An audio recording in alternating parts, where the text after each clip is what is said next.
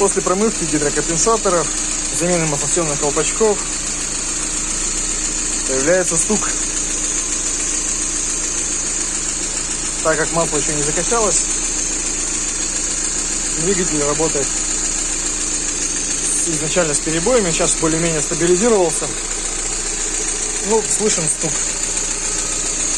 Стаканчики пустые, гидрики не накачались, мотор работает шумно.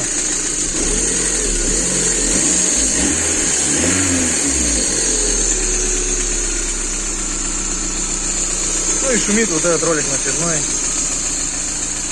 Мы его в скором времени заменим, пока не до него.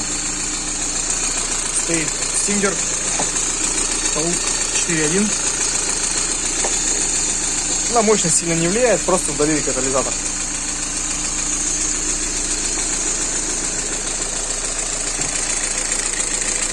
Ну вот такой звук. Я думаю, что прокачается через некоторое время. В принципе, как всегда, это нормально.